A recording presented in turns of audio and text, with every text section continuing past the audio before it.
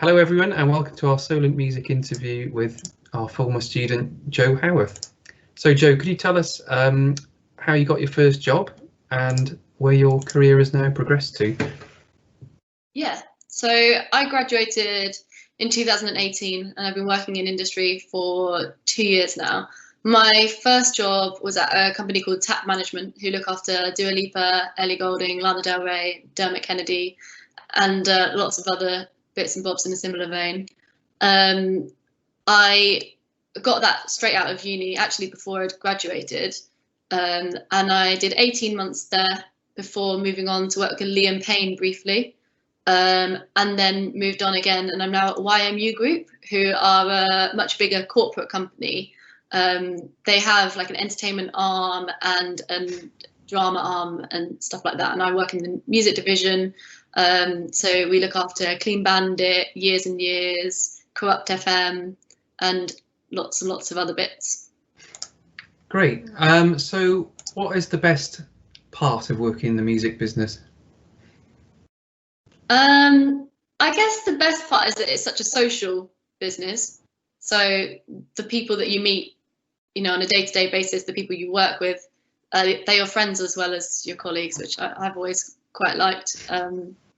It makes for a nice office culture, and you do all the partying that goes along with all of that, of course.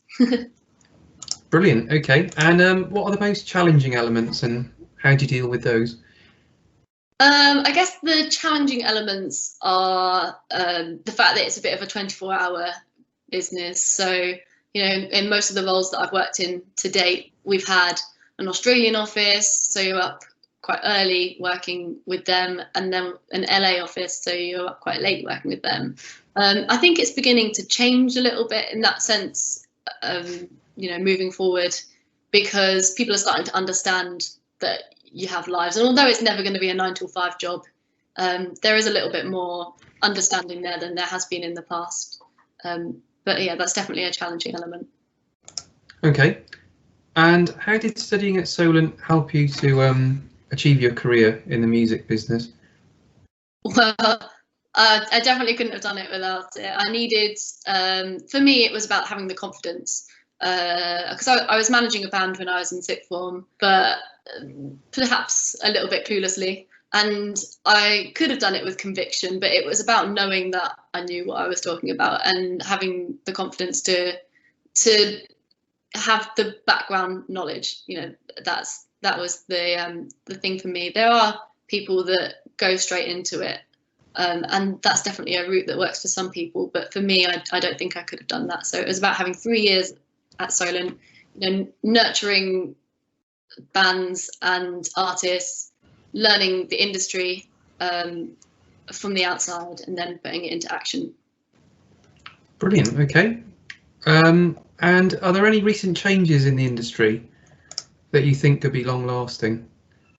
So we're obviously talking in the middle of the COVID-19 pandemic. So I guess that's thrown a little bit of a spanner in the works in terms of our live touring. I guess that's the biggest change at the minute. We're finding ways around it though. So we've got our, you know, live streaming and other things, and they're never going to fill the hole that live music does. But you know, it's what we're doing in the meantime, and we've been trying to kind of structure campaigns around not having a tour to push with the album. So it's been interesting. Okay. And in terms of office work, how do you think that would change? I think definitely I'm not likely to go back to doing an office job Monday to Friday. I'm working from home 24/7 at the minute. But even after this, I think it's likely that I'll only be doing 2 or 3 days in London, put all my meetings in on those days. You know, they're starting to have an attitude that you can do your admin work at home, you can do it anywhere. So the meetings and stuff are the bits that we'll kind of try to get into a few days in London, but certainly there's a little bit more flexibility there than there ever has been. Great.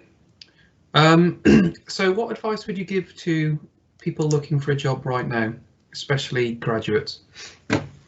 Yeah, it's probably a tough time to be a graduate, I guess. But there is still work out there, and live music in particular, it will come back. People, the public need that in their lives, and it will come back in time.